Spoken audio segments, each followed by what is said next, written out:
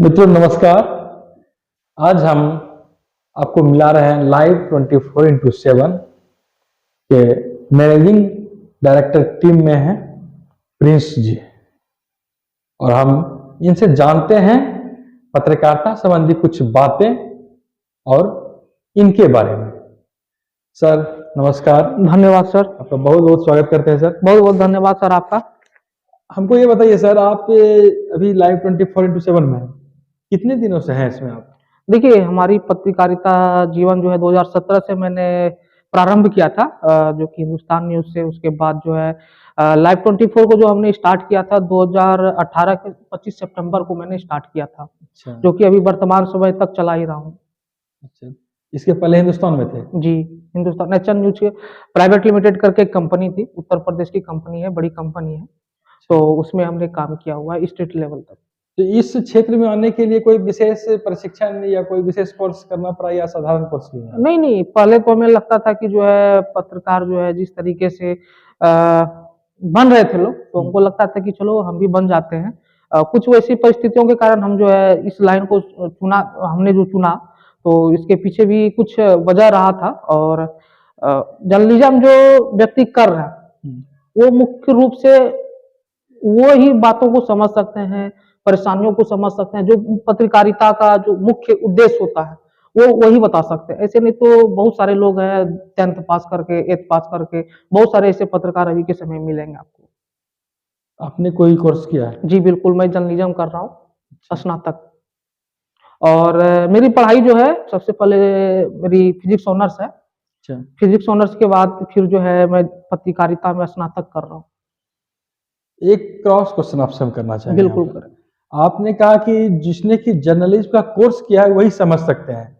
हम अगर आजादी के पहले भी चले जाएं और अभी भी हम देखते हैं बहुत ऐसे हैं लोग जो कि कोर्स नहीं किए हैं और बहुत अच्छे तरीके से पत्रकारिता कर रहे हैं। जी, तो ऐसे में क्या कहेंगे आप? देखिए, पहले के समय का अनुभव और अभी के समय का अनुभव दोनों में अंतर है।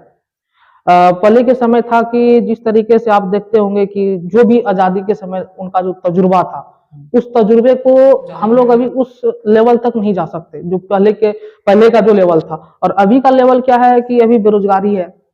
बेरोजगारी में क्या लोग होता है कि चलो भाई कुछ नहीं है तो पत्रकार बन जाओ, पैसे कमाएंगे। तो पत्रकारिता जो है पैसे कमाने के लिए नहीं बल्कि समाज सुधार एक संगठन बोल सकते हैं, इस तौर पे काम करती है पत्रकारिता। और विशेष करके आज की तारीख में जैसे आपने कहा कि लोग पैसे कमाने के लिए आ रहे हैं, तो बिना पैसा का ऐसा हो सकता है सर आज की तारीख में कि बिना पैसा कमाए उद्देश्य ही नहीं हो उसका, समाज सेवा ही वो करे? देखिए, घर चलाने के लिए या हमें चलने के लिए पैसे की जरूरत होती है। जिस तरीके से हमें लालच होती है, मैं भी मानता हूँ कि पैसे की जरूरत है, पूर्ति करने के लिए पैसे की जरूरत है। लेकिन जिस तरीके से हम लोग चाहते हैं कि जो है 4 व्हीलर से या जो भी हम लोगों की इच्छा है पूर्ति हो जाए, उस तरीके से नहीं करना चाहिए जो कि गलत कामों को सपोर्ट या बढ़ावा देकर के हम लोग पैसा कमा सकते हैं। मेरा बोलने का उद्देश्य ये था। आपका क्षेत्र क्या है सर पत्रकारिता का? देखिए, इसमें क्षेत्र की अगर बात आप कर रहे हैं तो क्षेत्र इसमें बहुत सारे हैं, 15-16 क्षेत्र में आप काम कर सकते हैं जर्नलिज्म अगर किए हो तो। जैसे कि विशेष संवाददाता की सूची होती है, तो उस आधार पे आप काम कर सकते हैं। जैसे भी मैं मैनेजमेंट टीम में हूँ, तो जैसे होता है कि बहुत सारे फील्ड में भी जो मैं लोकल क्षेत्र एरिया देख रहा हूँ, एरिया में क्या होता है कि हर तरह की खबर को हमको लाना होता है। जैसे हमें पॉलिटिकल है, क्राइम है, आपका खोजी पत्रकारिता है, जैसे बहुत सारे पत्रकारिता जर्नलिज्म में है। जैसे आपका न्यायालय रिपोर्टिंग या बहुत सारे हर क्षेत्र में हमको जाना पड़ता है फिलहाल जी। गांव में भी खबर करते हैं, शहर में भी खबर करते हैं जी, तो सबसे हमारा जो एम है ना, तो हमारा जो ये जर्नलिज्म मैंने जो स्टार्ट किया है, मेरा मेन ये एम रहा है कि जो ग्रामीण तौर पे जो समस्या उत्पन्न होती है, जैसे अभी हमने जो है बहुत तरीके का जो है समस्याओं को दिखाया था, बहुत हद तक सुधार भी हुआ। तो लगता है कि ग्रामीण क्षेत्र को जो बड़े बड़े चैनल या बोल सकते हैं बड़े बड़े संस्थान नहीं दिखाते हैं, तो हम लोग एक प्रयास कर रहे हैं कि चलो कोई उनके साथ खड़ा। तो इस उद्देश्य से हम लोगों ने लाइव 24 को शुरू किया था और आगे तक जारी रहेगा जब तक ग्रामीणों का या आम लोगों का जो सहयोग रहेगा तब तक हम लोग खड़े रहेंगे उनके साथ। ऐसा होता है क्या सर कि आपने खबर दिखाया और उसका असर हो गया, ऐसा होता है? बिल्कुल, मैं प्रमाण दे सकता हूँ कि जिस तरीके से मैं खबर को चलाया और प्रभाव पड़ा उसका, बहुत तरीके का। अभी हाल फिलहाल की एक बात है, आप देखे होंगे कि चरम सीमा पे अवैध खनन हो रही थी। हमारे ऊपर इतना प्रेशर डाला जाता है, प्रशासनिक कह सकते हैं या माफिया, दोनों तरफ से जो है जिस तरीके से हमें प्रेशराइज किया जाता है, प्रेशर हम मेरे ऊपर डाला जा रहा था, तो कहीं ना कहीं प्रभाव का, जहां तक मेरा अनुभव कहता है कि प्रभाव कहीं ना कहीं पड़ता है। और जब हमने खबर को चलाया, तो अभी आप देख सकते हैं कि बहुत हमको लगता है 99% बंद हो चुका है उस चीज को लेकर के। और अभी भी फिलहाल अभी जो है समय समय के कुछ अंतराल पर हमें जो है दबाव आता है कि चलो मर्ज करो, ऐसे करो, वैसे करो, फलना है, कर देंगे वो। तो हम लोग उस चीजों को माइंड नहीं करते हुए आगे बढ़ते हैं। और दूसरी समस्या पर अगर चाहते हैं तो कई डीलर हैं, डीलर जिस तरीके से वो गलत कर रहे थे, तो उनके बारे में हमने खबर चलाया था कि अवैध गलत तरीके से उनको पोस्ट मशीन था, रिसीविंग नहीं दिया जा रहा था, अब अनाज जो है कम दिया जा रहा था। तो हमने जब खबर उसका चलाया, उसका काफी तेजी से इतना ज्यादा जल्दी असर कर गया, हमें ये विश्वास नहीं था कि इतना जल्दी असर करेगा। एक बांका का ही खबर है, जो कि डीलर 2 से 4 दिन के अंदर सस्पेंड, उसका लाइसेंस कैंसिल कर दिया गया प्रखंड से। जी। और उस तौर पे एमओ के विरुद्ध भी जांच हुई थी, हमने जो खबर चला था उस तौर पे एमओ के साथ साथ जो है वहां के जो उसके उनके बड़े अधिकारी भी है, वो भी संज्ञान में लिए थे। उन्होंने भी जो है हमसे संपर्क साधने की कोशिश की थी, संपर्क नहीं हो पाया था हमसे, लेकिन डीलर पे कार्रवाई की गई थी। ग्रामीण क्षेत्र की खबरें मुख्य धारा में आ पाती है, आपको लगता है? देखिए, अभी मुख्य धारा में जो है, अभी जो रीजनल चैनल है या डिजिटल प्लेटफॉर्म कह सकते हैं, वो कहीं ना कहीं एक सोर्स दे रहे हैं कि ग्रामीण क्षेत्रों की समस्याओं को आगे ला रहे हैं। तो कहीं ना कहीं सरकार उस पर नजर रखती है। नजर रखती है, बिल्कुल। आप पोर्टल चलाते हैं? देखिए, हमारा ये ओटीटी प्लेटफॉर्म है। अच्छा जी। ये समाचार पत्र से कैसे, किस तरह अलग है ये आपका ओटीटी को? देखिए, समाचार पत्र जो है एक प्रकाशित होने वाली पेपर पत्रिका है, हम लोग कह सकते हैं। ये इंटरनेट के माध्यम से हम लोग, जैसे कि ओटीटी प्लेटफॉर्म हो गया, जैसे आपका मैक्स प्लेयर हो गया या आपका पब्लिक ऐप हो गया, जो भी डिजिटल प्लेटफॉर्म से रन होता है, तो जैसे नेटफ्लिक्स हो गया, उस पे आप लॉन्च कर सकते हैं या फेसबुक पे कर सकते हैं। इलेक्ट्रॉनिक की दुनिया में जितनी भी मतलब सुविधाएं हैं, उस पर रिलीज करने वाले को ओटीटी प्लेटफॉर्म कहा जाता है। इसका क्षेत्र तो बहुत कम संख्या में पब्लिक देखते होंगे इसको। नहीं, की तुलना करें तो नहीं, अभी का जो रेशियो है, अभी का जो रिपोर्ट है, अभी आप देखते होंगे कि पत्र जो है काफी आज से जो है, लॉकडाउन के समय आपने देखा होगा कि बहुत सारे संस्थान ऐसे थे जो कि उन्होंने जो बंद कर दिया, बहुत हद तक बहुत सारे संवाददाताओं को हटा दिया। और जब से लॉकडाउन लगा तो डिजिटल दुनिया का विस्तार हुआ।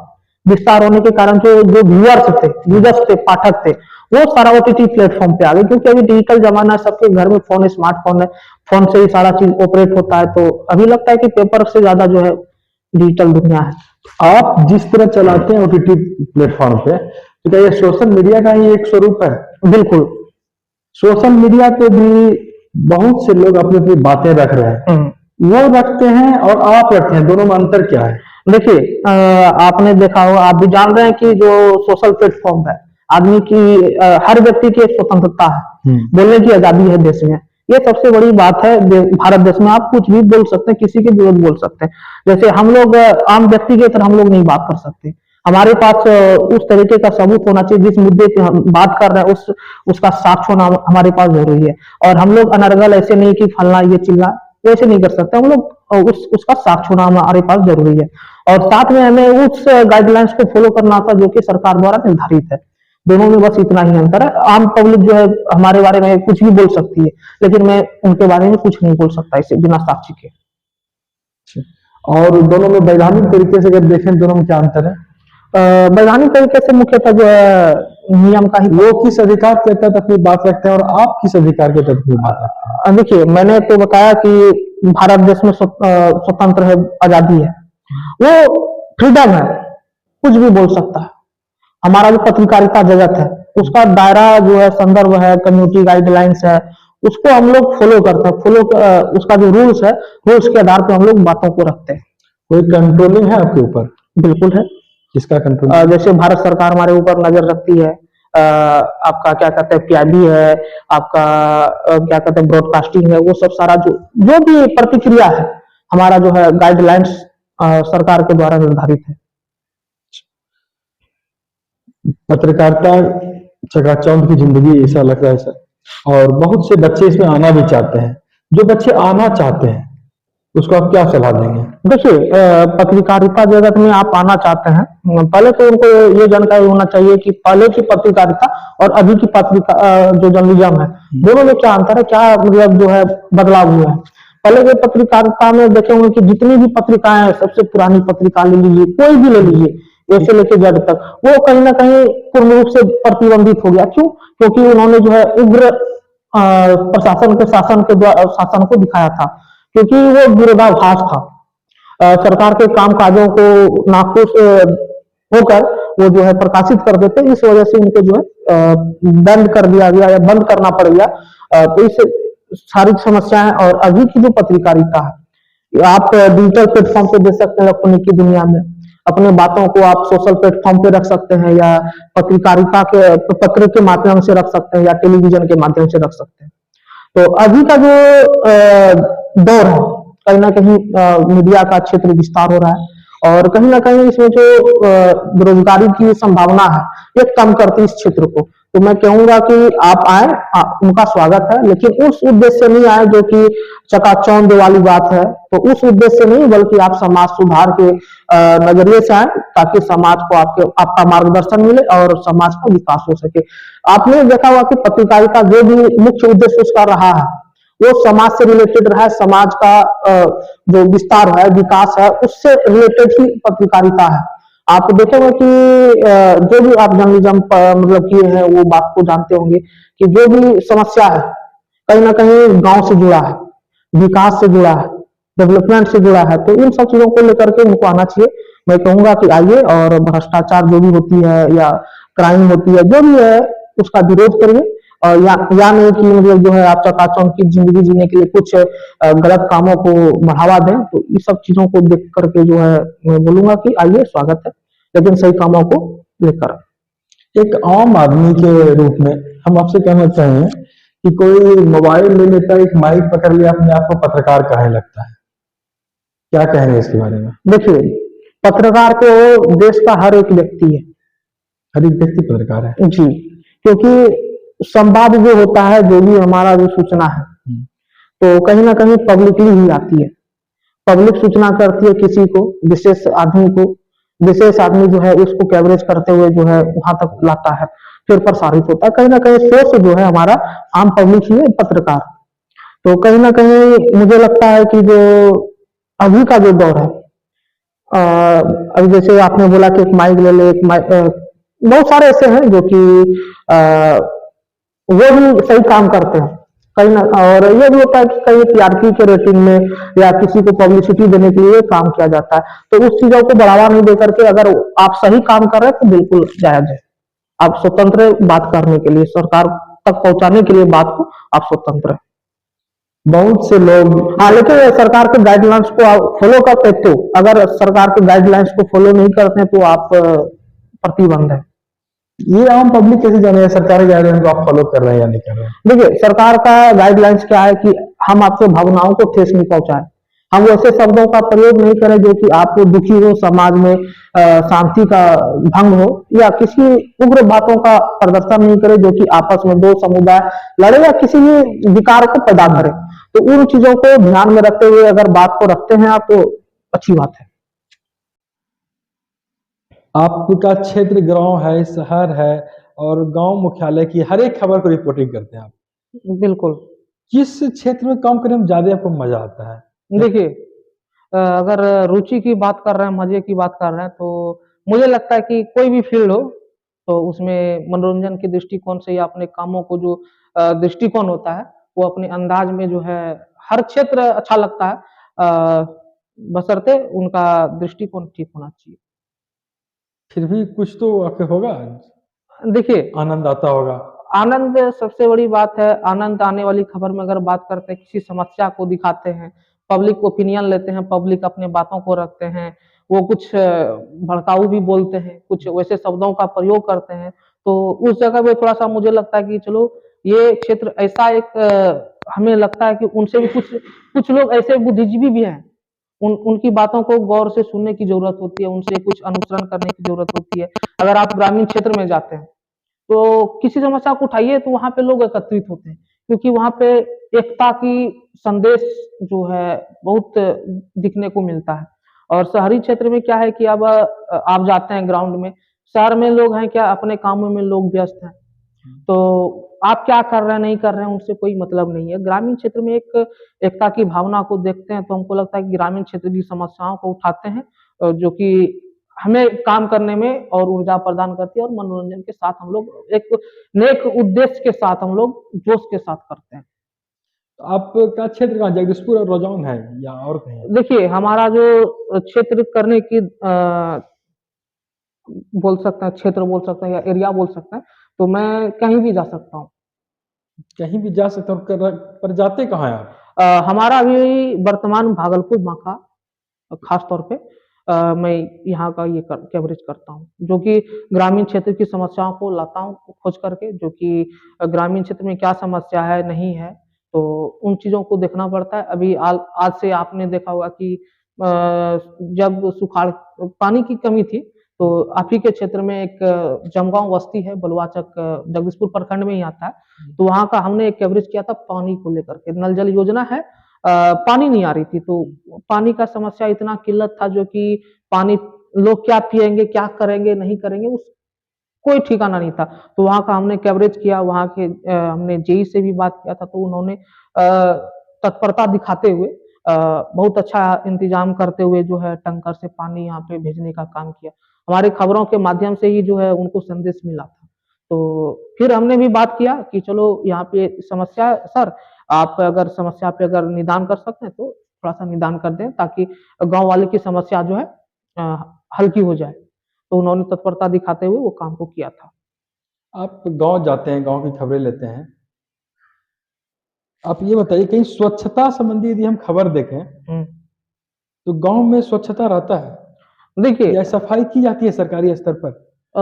जैसे अभी प्रधानमंत्री का स्वच्छता मिशन चल रहा है, स्वच्छ भारत का अभियान चल रहा है, तो उसके तहत पिछले कई सालों में जब से हमने पत्रकारिता को जॉइन किया था, उस समय कुछ जो है व्यवस्था वैसा नहीं था जो कि आप उस जगह से गुज़रते तो कहीं न कहीं गंदगी मिलता।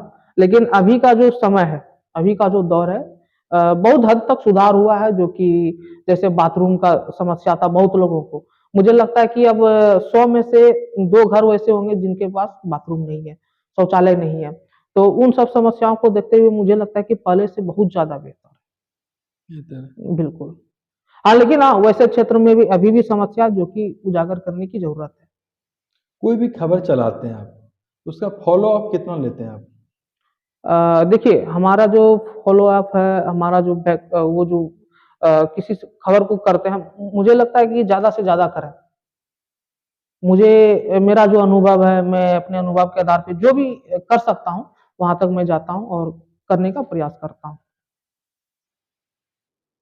और ये मेरा हमारे चैनल का या हमारी टीम का एक सिद्धांत होता है कि किसी काम में अगर आप लगते हैं, किसी काम को आप उठाते हैं कि किसी समस्या को, जैसे कि पानी का समस्या है और एक जमगाँव में था बलुआचक बोल सकते हैं हम लोग, बलुआचक में पानी की समस्या थी। तो वहाँ पे जो हम लोगों ने कवरेज किया था, तो वहाँ के जो है प्रतिनिधि ने हम लोगों को उत्तर दिया था कि आप लोग जो है किए, अच्छा बात है और हम लोग इस पे गौर कर रहे हैं, वहाँ की समस्याओं को हम लोग देख रहे हैं। और लेकिन उनके दायरे मुझे भी अनुभव है, मैं भी पत्रकारिता कर रहा हूँ, लोगों से जानता हूँ। मुझे भी कुछ ना कुछ अनुभव है कि उनका जो क्षेत्र है, वो क्षेत्र उनसे ज़्यादा बड़ा था। जो भी उनका काम करने का दायरा है, उससे काफ़ी ज़्यादा बड़ा है। तो वो मुझे लगता है कि विधायक प्रतिनिधि ही कर सकते हैं। तो मैंने विधायक प्रतिनिधि से भी मिलने का प्रयास किया था, लेकिन मुझे मिलने का अवसर प्राप्त नहीं हुआ। तो उस काम को मैंने अभी तक अंजाम तक नहीं पहुँचा पाया। तरह-तरह की खबरें करने के बाद चुनौतियाँ भी मिलती होंगी, डर भी लगता है कभी? देखिए, मुझे डर की भावना अगर किसी को है, किसी पत्रकार को है, तो पत्रकारिता में जो है जर्नलिज़्म में डर की भावना जिसको है, वो पत्रकारिता नहीं कर सकते। और मुझे तो कभी डर नहीं लगा, लेकिन हाँ, मेरे वजह से मेरे परिवार को असुरक्षित कभी कभी महसूस हुआ है। और कभी कभी कभी क्या, अभी भी अगर वैसा प्रेशराइज किया जाता है या प्रेशर दिया जाता है तो कभी ना कभी जो है, अभी मैंने आपको शुरू में ही बोला था कि अभी जो मुझे प्रेशर डाला जा रहा था, मुझे कोई भय नहीं था, क्योंकि ना तो मेरे ऊपर आप वैसा केस दर्ज कर सकते हैं, या मैं कोई गलत काम नहीं कर रहा हूँ। अगर गलत कामों को मैं दिखा रहा हूँ तो उसका साक्ष्य है मेरे पास। अगर आप करते भी हैं तो कोई दिक्कत वाली बात है नहीं, लेकिन जो प्रेशर दिया जा रहा था कि फलना कर देंगे, चिलना कर देंगे, तो उससे जो है घर वालों में जो घबराहट का माहौल होता है वो क्रिएट होता है। तो मैं ये सोचता हूँ कि कहीं ना कहीं जो है प्रत्येक दिन हर क्षण पत्रकार को चुनौतियों का सामना करना पड़ता करना पड़ता है। है। बिल्कुल। चलिए प्रिंस जी, आपने समय दिया, आपका बहुत बहुत धन्यवाद। धन्यवाद सर।